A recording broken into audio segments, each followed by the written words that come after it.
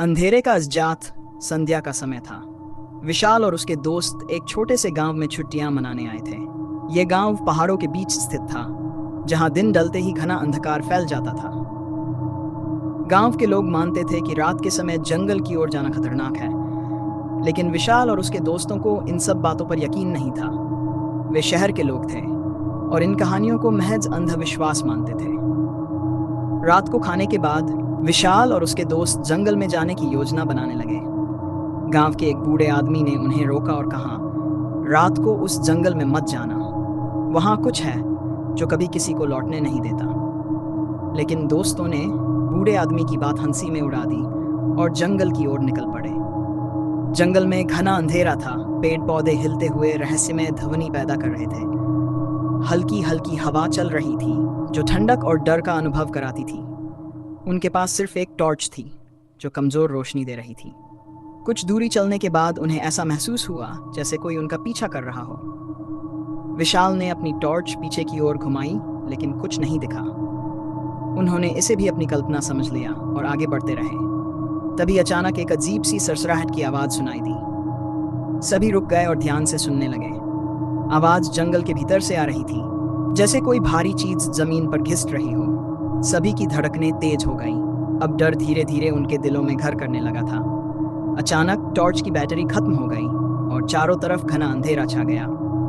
डर का आलम यह था कि सबके गले से आवाज तक नहीं निकल रही थी। चारों ने हाथों में हाथ पकड़कर साथ रहने की कोशिश की, लेकिन अंधेरे ने सबको विचलित कर दिया।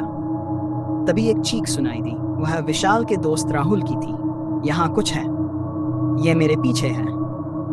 राहुल चिल्लाया और भागने लगा। बाकी दोस्तों ने उसे रोकने की कोशिश की, लेकिन वह अंधेरे में गायब हो गया।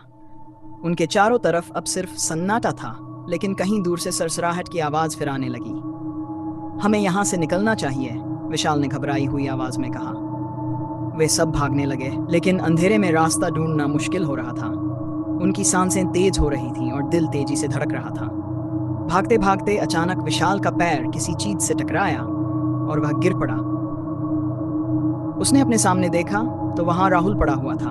उसका चेहरा खून से लथपथ था और उसकी आंखें खुली हुई थीं, लेकिन उनमें कोई जीवन नहीं था। विशाल के हाथ पैर ठंडे पड़ गए। वह चिल्लाना चाहता था, लेकिन उसके गले से आवाज नहीं निकली। तभी उसे अपने पीछे किसी के खड़े होने का आभास हुआ। उसने धीरे धीरे अपनी गर्दन घुमाई और उसके सामने एक काली विकृत आकृति खड़ी थी।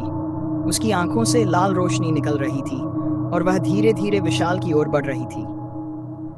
विशाल ने अपने दोस्तों को पुकारने की कोशिश की, लेकिन सब अंधेरे में कहीं खो गए थे। काली आकृति अब उसके बिल्कुल पास आ चुकी थी। अचानक विशाल को महसूस हुआ कि उसके शरीर पर किसी ने बर्फीले हाथ रख दिए हैं। शरीर की गर्मी खत्म होने लगी और उसकी आंखों के सामने अंधेरा छा गया। अगली सुबह गांव वालों को जंगल के किनारे विशाल और उसके दोस्तों के शव मिले। उनके चेहरे पर ऐसा डर था जैसे उन्होंने कुछ ऐसा देखा हो जिसे शब्दों में बयान नहीं किया जा सकता। उस दिन के बाद कोई भी गांव वाला उस जंगल के पास नहीं गया।